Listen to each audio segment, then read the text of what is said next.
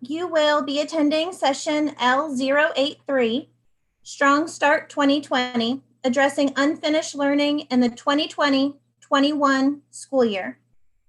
Allow me to introduce your presenters today. Christy Jo Preston, Leslie Doyle, Holly Jesse, Emily Parker, Lydia Hill, and Rachel McCloskey. Great, wonderful. Thank you, Christina. Hi, everyone. My name is Christy Jo Preston, and along with a number of other folks that Christina just introduced from across the agency, we're going to be going over the approach that is reflected in the Strong Start 2020 guidance for how school systems can address unfinished learning in the 2020-2021 school year. We know that the extended school facility closure is going to result in a much higher rate of unfinished learning for students across the state and a much higher rate of learning loss than we would see in a typical year. So school systems are going to have to plan intentionally over the summer for how they will address this throughout the upcoming school year. We also know that there's a growing body of research that has best practice in how you can address unfinished learning, primarily through accelerating learning, that's reflected in our Strong Start 2020 guidance. And that's what we're going to be going over in more depth today. There are 3 key actions included in the Strong Start 2020 guidance that we believe school systems should take, again, reflected in research and practice, that will result in a more comprehensive approach to addressing unfinished learning. The first is around screeners and diagnostics and using them appropriately and administering them at the beginning of the year. The second is around content-specific approaches and tailoring your approach there. And the third is around ensuring educators receive the type of training that they need and the time that they need to plan going into the 2020-2021 school year. Go ahead and move forward, please.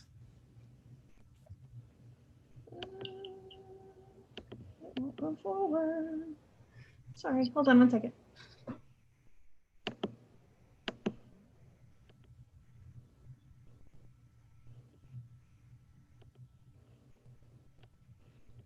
Okay, great. So to kick us off, let's just get a sense of who's in the room, the virtual Zoom room, if you will. Our host is going to launch 2 polls for us, one on a question of who's in the room, and then one with a question on what content area you focus on.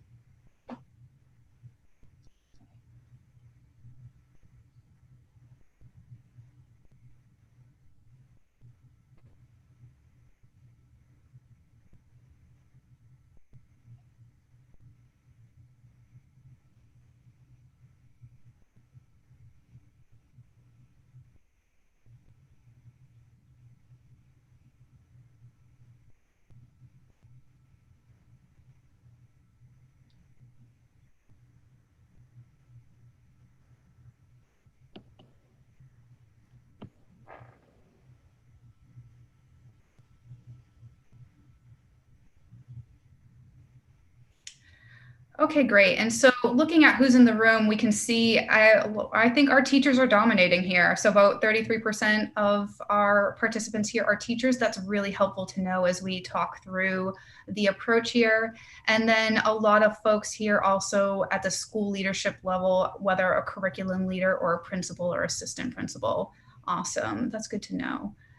Can you go to the next one, Christina? Okay, slide 2. And then similar, oh, sorry, is that kicking off? Okay. And then our second question here, what is the content area that you're focusing on?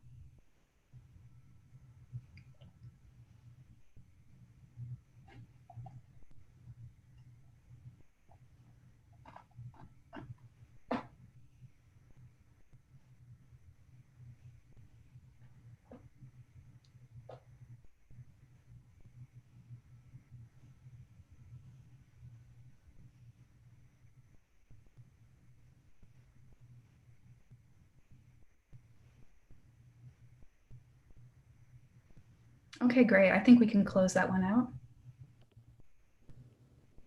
And a pretty relatively even distribution around with math, ELA, or excuse me, math elementary, math secondary, ELA elementary, ELA secondary, and science. Oh, and special education, that's great to see. And then a smaller number of folks in early childhood and social studies. Very helpful, wonderful. Okay, we'll close that out and then we'll move forward.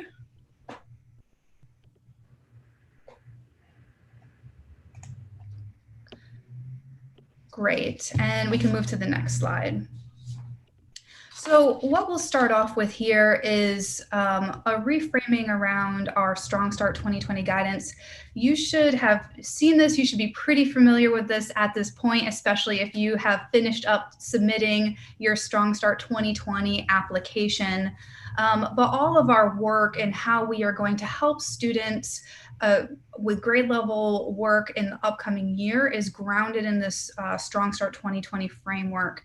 And that's really grounded in the academic plan for high quality curriculum, high quality teacher development, and high quality assessments, building upon the academic plan that you already have in place, but making adjustments to distance learning environments and other needs that we are going to have as a result of the extended school facility closure. Go ahead to the next slide. Great. And in addition to that continued implementation of school system plans, we know that a Strong Start 2020-2021 plan is going to need to ensure that every student's academic needs are identified at the beginning of the year using a high quality standards aligned diagnostic tool or screener. And we're going to talk about that a little bit more in depth today. We also know that we're going to need a plan for every student, including the extra time and support they need with any sort of unfinished learning and tools there. And we also know that they're going to need clear next steps for every high school student and recent graduate. While we're not focusing on that as part of the unfinished learning, we are focusing on the screeners and the other academic content specific approaches that school systems should understand and be taking action on. Go ahead to the next slide. And if you have been in the Strong Start framework, the first two rows in the core academics domain are the ones that really get at the actions that school systems should be taking and the funds that are available through the incentive funding to help address those actions. Go ahead to the next slide. Now actually switching to the approach with unfinished learning. Go ahead to the next slide. Wonderful. So a recent study from NWEA, and that's linked at the bottom of the screen, has shown that students are going to be experiencing a learning loss of about 30% in reading and 50% in math as a result of the COVID-19 crisis and the extended school facility closure.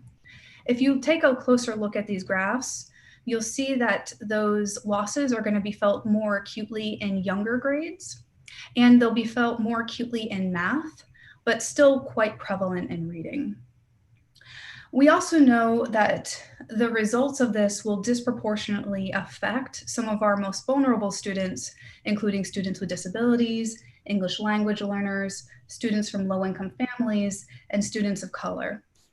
While this is an unprecedented challenge, it's a challenge that we can collectively tackle together, and we'll talk through how we can do that over the course of this presentation. Go ahead to the next slide. Great. So there's a growing body of research that is showing that a shift from helping students who have unfinished learning or learning loss with remediation, and instead doing remediation of switching to an acceleration model yields really strong results for kids. And so TNTP has done a lot of work around this, particularly with the opportunity myth and some of their other bodies of work. And what that's shown is that to tackle these challenges from the extended school facility closure, school systems need to focus on strategies that are proven to accelerate student learning, because we know that typical remediation, which is assigning work better suited to earlier grades, won't come close to catching students up and will likely compound the problem. The approach of meeting students where they are practically guarantees that they'll lose more academic ground and get even less access to grade level work in the future. The students stuck in this cycle are disproportionately our most vulnerable, similar to what I just said a moment ago, are students of color, from low-income families, students with disabilities, and English language learners. And so as we go through what this approach can look like in more depth, if there's one thing to take away from this session today, it's the mind shift from thinking about approaching unfinished learning from a remediation standpoint to thinking about it from an acceleration standpoint. But we're not going to leave you alone in that. We're going to talk through the ways that we can do this. And we're going to do that by talking about the 3 critical steps that you should be taking now and over the summer. And then we're going to go into a high-level curriculum-based approach, and that's what each of the co-presenters are going to talk about. And then we're going to talk through the additional resources that are available to you now and will be available to you over the coming weeks to help you navigate this approach and how you can turn this into something actionable in your school system and with your specific curriculum. Go ahead to the next slide.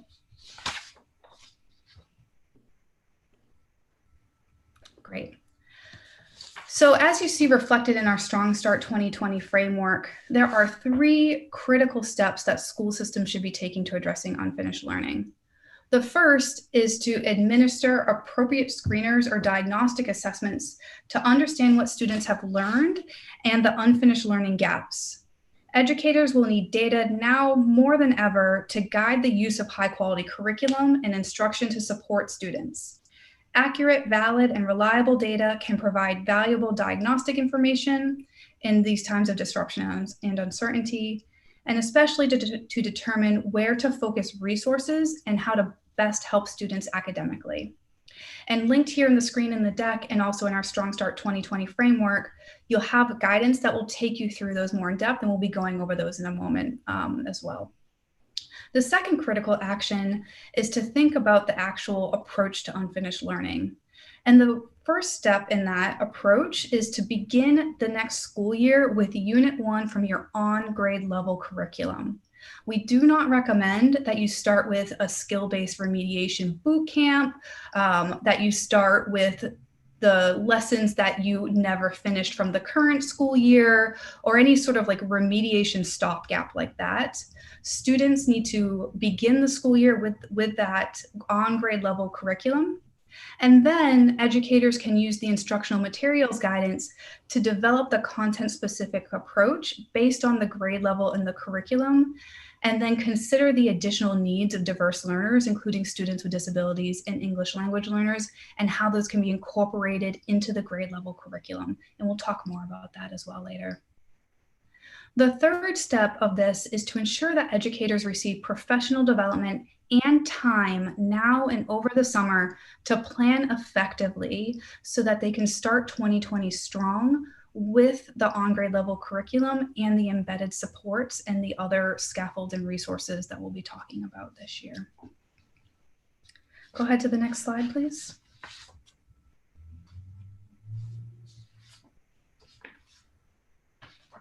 Great. So we're going to go ahead and launch our next poll.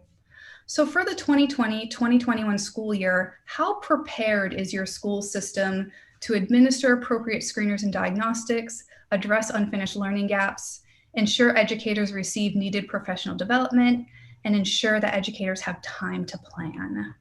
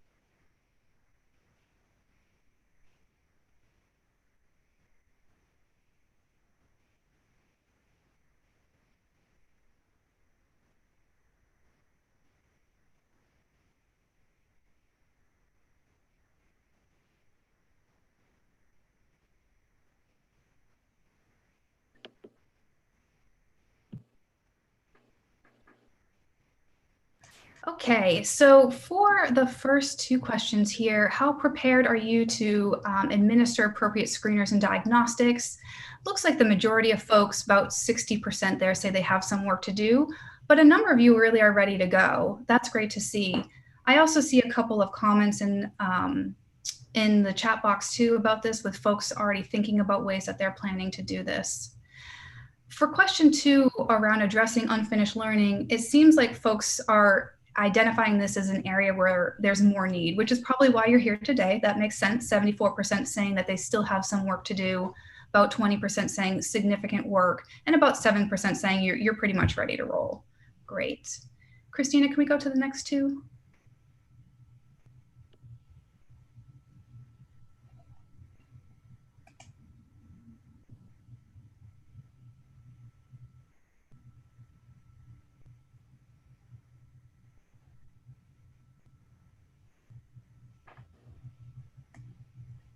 Are you able to see all the polls? Oh, there we go. Thank you. And then for question three, ensuring educators receive needed professional development, about 60% saying some work to do here. About 25% saying, though, that they're ready to go. That's great. So we already have a plan in place for how you're going to train educators. And then the last one, the plan to ensure that educators have time to prepare. Again, about 60% saying some work to do. And about 25% significant work to do. Okay, great. That sounds like a strong action step for folks. And then about 18% saying they're ready to go. Great. Okay, let's move to the next section, please.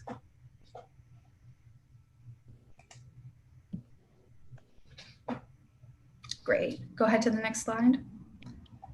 So step one, screeners and diagnostics. So administering an appropriate screener and diagnostic to every kid at the beginning of the year to identify what the unfinished learning needs are. We know we have the screeners that we would consider to be appropriate screeners include the kindergarten entry assessment.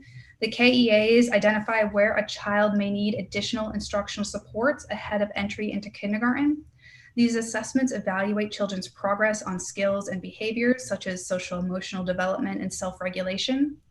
Data is collected through observations rather than through formal testing. School systems may select two different KEAs and administer them within the first 30 days of school. For a list of required skills to be measured for each grade level, see the diagnostic and screener guidance in the Strong Start 2020 plan. For K-3 literacy screening assessments, those identify which children may be at risk for experiencing reading difficulties in order to provide timely and effective support. School systems may select from 4 different K-3 literacy screeners and administer them within the first 30 days of school, similar to the KEAs. And again, Strong Start 2020 has those available for you. If you have students who are English learners, the English Language Proficiency Screener, or ELPS, should be used to screen all newly enrolled K-12 students who meet the participation criteria. That will remain the case regardless of if we're in an unfinished learning situation or we're in a more typical year. Go ahead to the next slide, please. On the other side of it is the diagnostic assessments.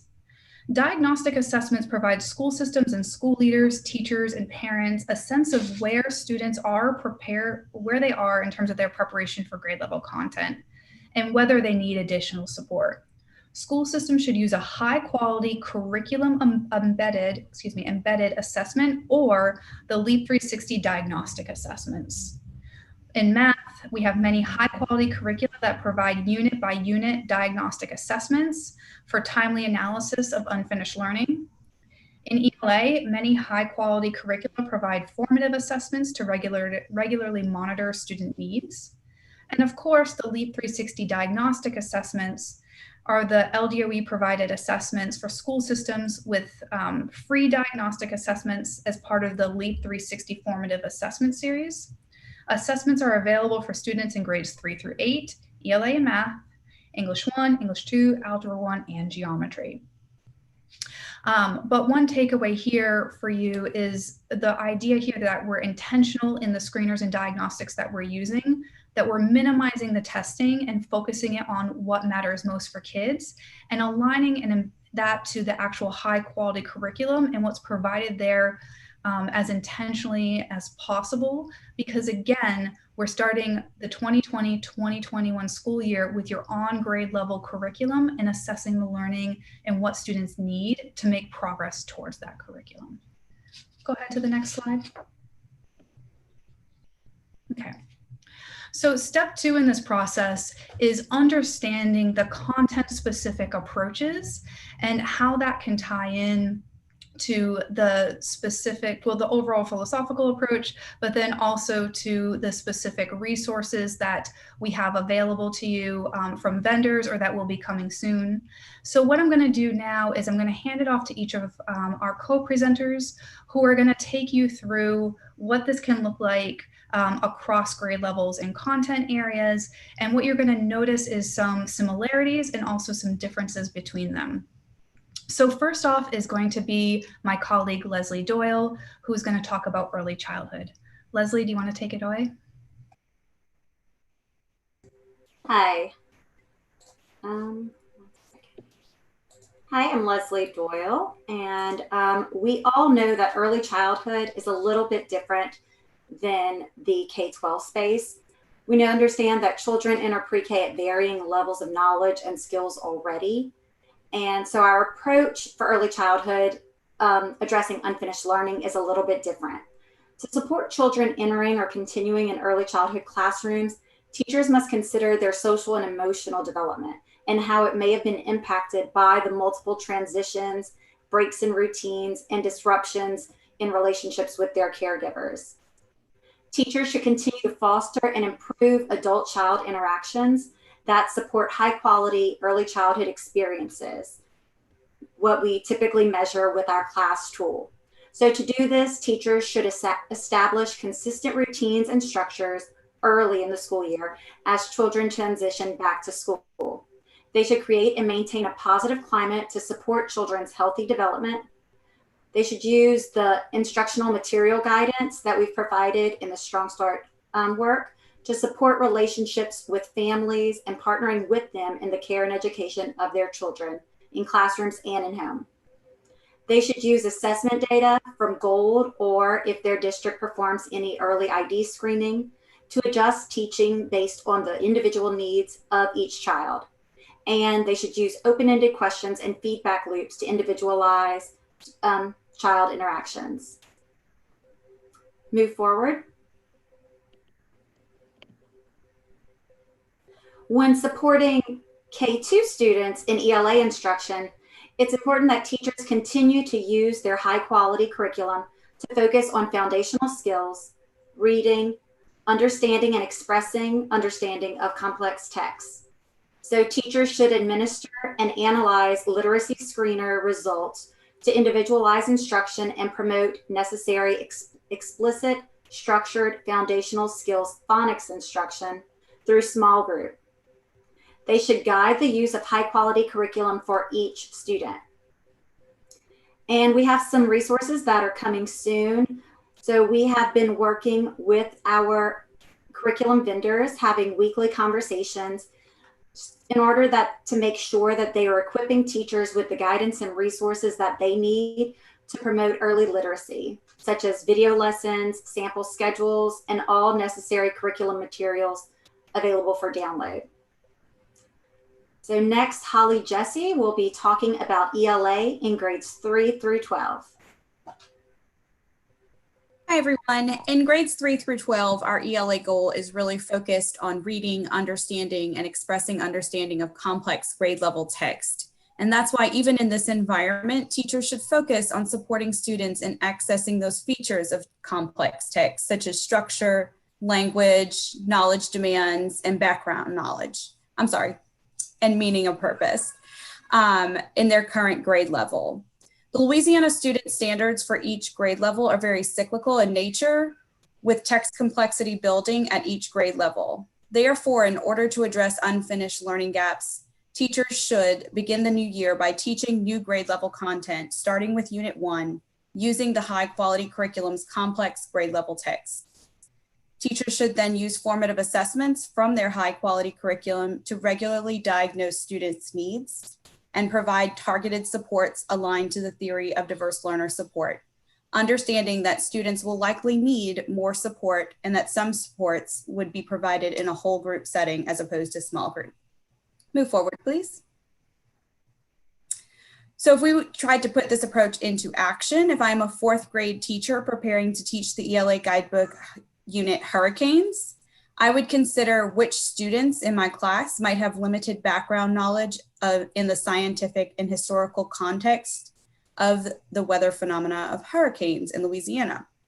So teachers should teach the 4th grade unit with grade level text. I want to stress that students should be receiving instruction with 4th grade unit text if they are in the 4th grade. Consider the possible diverse learner supports needed to support students in background knowledge and understanding hurricanes and their historical impact on Louisiana, and support students in either whole class or small groups based on observation of measured student needs from formative assessment. Move forward, please. To support you in this, the Strong Start instructional materials guidance will give you a list of all of the tier 1 and high quality curricula in ELA and how those curricula recommend you supporting your students. The Diverse Learners Guide and the supports flowchart are excellent resources to use as you're looking at formative assessment data. And then additionally, after students have received the full gamut of supports of curriculum-based interventions, a small subset of students might require support in areas of phonological awareness, phonics, and fluency through intensive interventions. And those should be provided in addition to core, high quality curriculum, not in replacement of. And we have a few new curriculums that have just been reviewed on the IMR page. Next, Lydia Hill will be talking to you about science. So, move forward, please. When supporting students in science, it's important to understand that content spirals across grade levels and students continuously build on and revise their knowledge and abilities over time. Therefore, teachers should not teach entire units missed from the 2019-2020 school year. Instead, teachers should focus instruction on standards for the current grade level. Students should continue to build content knowledge through the context of real-world phenomena, use the science and engineering practices to gather evidence, and apply the cross-cutting concepts to develop an understanding of science concepts. This can be done by adding in the following supports as needed. 1, using the learning progressions provided in Appendix A of the Louisiana Student Standards to scaffold grade level lessons. 2, use the Louisiana guides to piloting and implementing high quality curricula. These guides provide scope and sequences, also provides an overview of different Eagle assessment items that's aligned with content, and some additional information about the different high quality curricular programs. Use the Strong Start instructional materials guidance to adapt instructional materials for distance learning. We are currently working with all of our science vendors to ensure that the Strong Start instructional materials guidance is providing teachers with specific supports, including recorded videos, adaptations to the curriculum, as well as tips on how to support students in a distance learning environment. Move forward, please. Putting the approach into action. This is a little different from what highly discussed with ELA, but school systems that are using department created resources should, 1, teach grade standards as intended using high quality materials. Number 2, use the learning progressions provided in Appendix A of the Louisiana Student Standards. Consider the unfinished learning that may have resulted and annotate during unit and lesson planning. Scaffolds are supports that should be provided to students during instruction to assess grade level content, and deliver in the moment scaffolds and supports to students during grade level instruction to address any gaps in knowledge or skills. School systems using high quality science curricula should use the Strong Start instructional materials guidance to address unfinished learning. Move forward, please.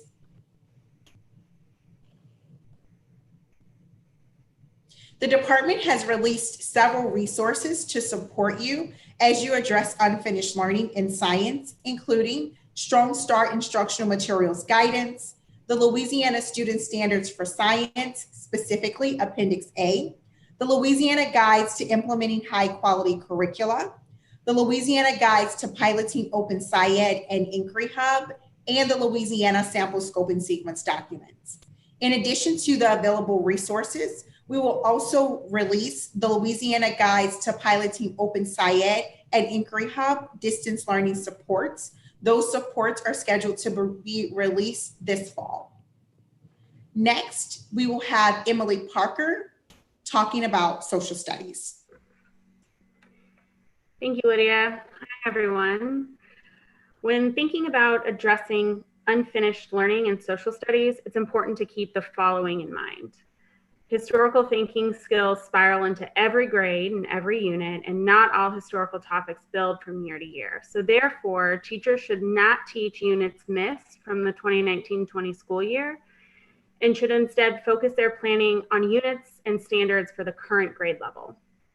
It is also imperative that students continue to learn social studies through complex text, and teachers should approach complex text through the understanding that instruction will need to build strategically towards the text without abandoning it. In regard to building towards complex texts, as we always do in social studies, teachers will need to consider the context that students will need in order to access the more complex texts that we provide, such as primary sources, and should plan strategically towards building this content knowledge. This can be done in the following ways. Students will need more in-depth previewing for content, which can be done through more accessible text on the same topic, as well as videos. The scope and sequence can be used as a resource in compiling these sources. And content vocabulary on the topic at hand should be taught explicitly, so students have a broader base of understanding to support them in reading complex texts. Next slide, please.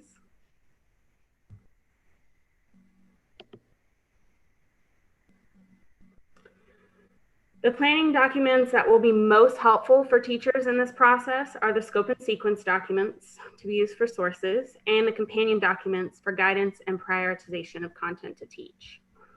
In addition to these already existing resources, the department is also planning to release materials to support social studies distance learning in the event of school campus closure at the start of the 2021 school year. Distance learning packets will be released for grades 3 through 8, U.S. history, and civics for Unit 1 in July. The packets will not cover the entire content of the unit, but will focus on a key topic. Teachers can use the packets as a cornerstone to build materials for additional content coverage. The materials will be designed to be low tech, but can be adapted for schools using an online learning platform. The department will evaluate the need for more distance learning support in social studies throughout next school year. And now Rachel will be talking to you about math. Hey everyone, and thanks for taking time on your Friday afternoon to be here with us. The strategy for supporting students in K-12 math is going to be different than the other major content areas. In math, students will have lasting barriers if they have not had the opportunity to engage in key pieces of learning that they may have missed due to school closures. That being said, as Christy Jo mentioned earlier, teachers should not begin next school year teaching the missed lessons from the prior grade level. This will inevitably lead to long periods of time spent off grade level and will prevent students from engaging in all of the grade level content they will need to be successful moving forward. Instead, teaching should begin at Unit 1 for math with aligned supports added into learning throughout the year. We've been working closely with each of the Tier 1 math curriculum providers to embed previous grade level skills and supports into the on-grade level learning throughout the school year. Our goal here is to address the missed learning when and where it makes sense within the scope and sequence of the year without causing a major disruption to your year-long pacing. By providing this coherent sequence of lessons, students will be able to build that mathematical understanding that they're going to need in a meaningful and thought out way. This curriculum specific guidance that's going to be coming in July 2020 will provide teachers with a roadmap that clearly addresses the supports students will need to access grade level content. And it's also going to provide the resources teachers will need to use to embed these missed skills into their scope and sequences just in time for grade level learning. If you want to preview the guidance your Tier 1 curriculum will be providing, the instructional material guidance is linked on slide 10 in this presentation, and it also can be found in the Louisiana Believes Strong Start 2020 library. Next slide, please.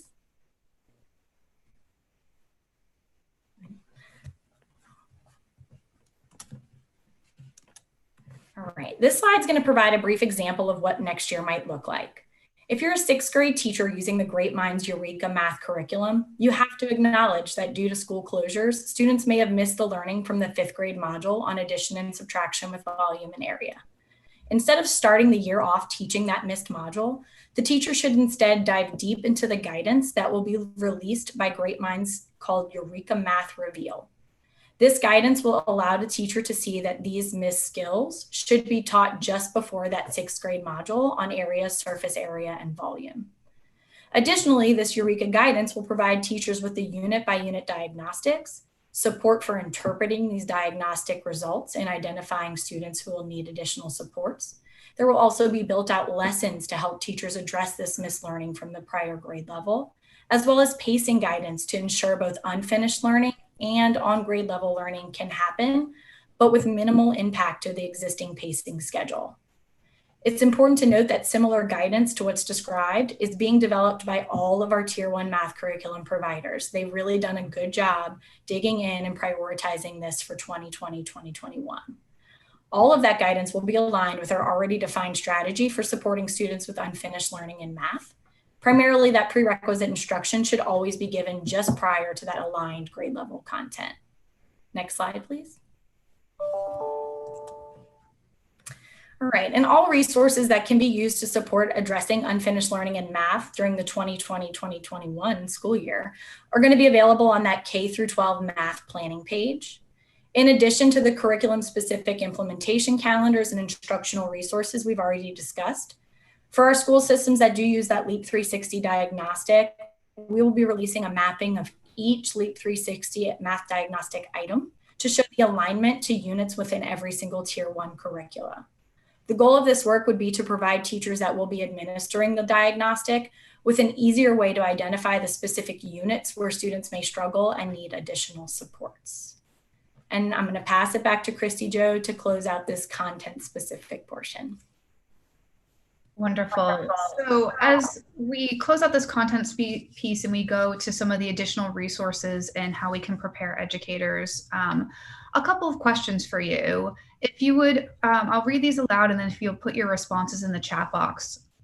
So you have heard Leslie, Holly, Rachel, Emily talk about the approaches for each of the content areas to address unfinished learning. What did you see in common in those approaches? For example, anything in common between the approach in ELA and the approach in math? And then what differences do you see in how you should be addressing content across unfinished learning? So for example, differences between how early childhood would approach versus how you would approach in math.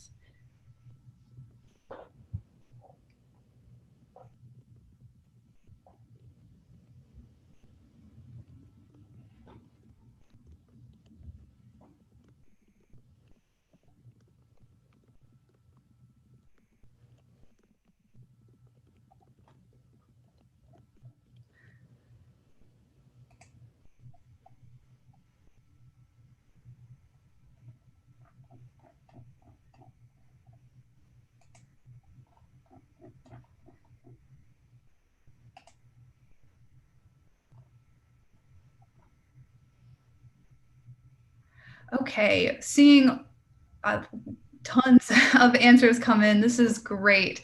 What I'm seeing emerging as a theme here for what we're seeing in common is begin with the on grade level work.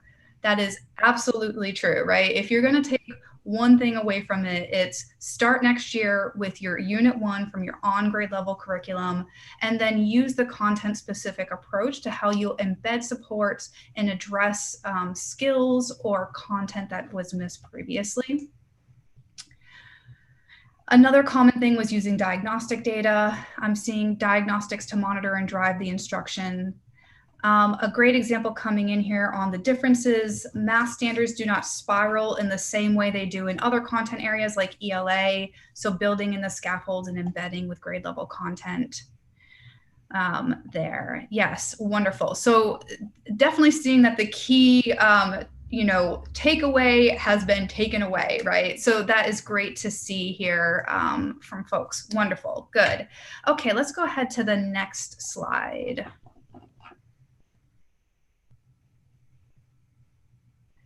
Okay, great. So what I'd like to do is to talk through some of the resources that are available to you as you're thinking about the types of support and training that educators need to plan to address unfinished learning effectively.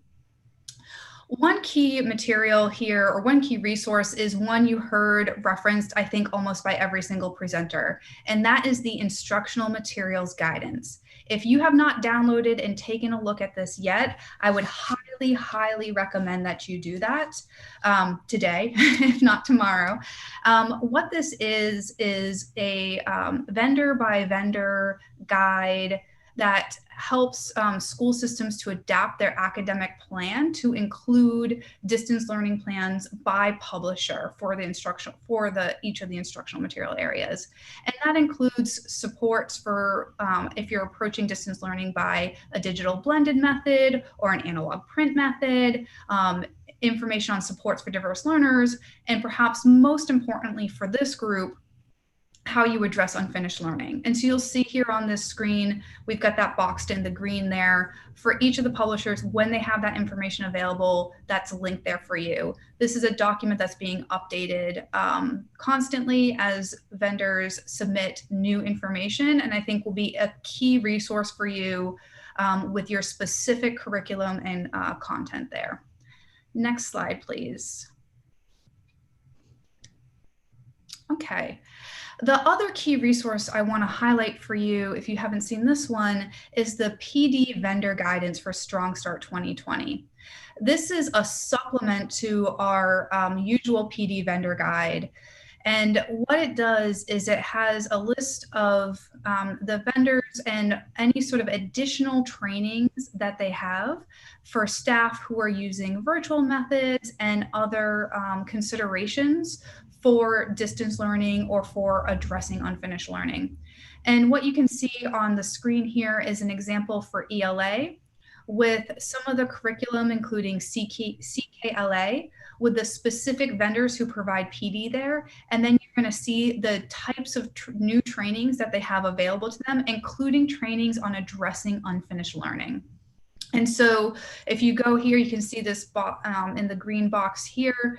You'll see, for example, under CKLA, one of our vendors, School Kit, has sessions, multiple different kinds of sessions on addressing unfinished learning. And they have an overview where if you click on that, you can see more details on the session description, capacity for educators, and more there. So really great, excellent, vendor-driven resources that can prepare educators for how they're going to incorporate this approach into the specific curricula that they're using.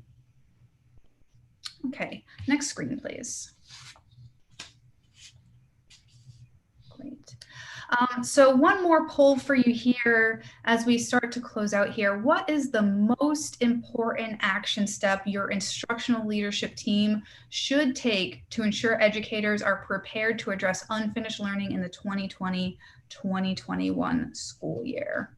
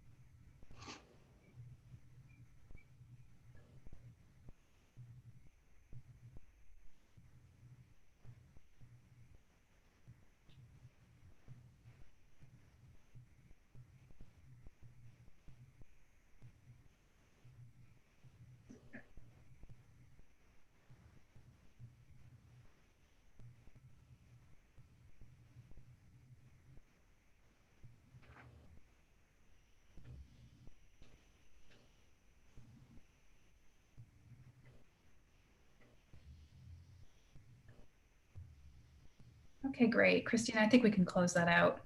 So results here, options including review your assessment system to ensure every student is assessed using an appropriate screener or diagnostic. About 23% think that's the most important next step. Reviewing the Strong Start 2020 instructional materials guidance. About 17% say that's the most key next step. Using the Strong Start 2020 PD vendor guide to identify and obtain curriculum specific training on addressing unfinished learning. About 8%, that's the next key step. And then ensuring educators have time to plan for the 2020-2021 school year using these resources. Half of you saying that's the most important. Absolutely, that is a critical step to this. If you don't take time to incorporate this into the specific curriculum using the resources that the vendors have provided and will be providing over the year, you're missing a key opportunity to embed and support the needs of all of your students. So really glad to see that there. Wonderful. Okay, next slide, please. Great. So as we close out, some next steps here. In case it hasn't come across, the Strong Start 2020 guidance has all of the resources we've talked about today and lots on unfinished learning. Review those resources and what's available in your content areas, and keep an eye out for the resources that are going to be released in the coming weeks. Vendors and LDOE are working around the clock to get you the new resources that will help prepare you for the 2020-2021 school year in response to this extended school closure. If you have questions, I've seen a lot of back and forth in the chat with folks supporting each other with various questions, and I love that sense of community. But if you had a question and that hasn't been addressed, please use one of the email addresses here. Anything related to Strong Start 2020, ldoe.grantshelpdesk@la.gov. Information on screeners and diagnostics, assessment@la.gov. And then instructional materials and PD guidance, classroom support toolbox at la.gov. I want to thank you all so much for your time on this Friday afternoon. This is the last thing standing between you and your weekend, and so appreciate you dedicating the time to engage in this work. And I wish you all a wonderful afternoon, and thank you so much to all the co-presenters for their work as well. Bye, everyone.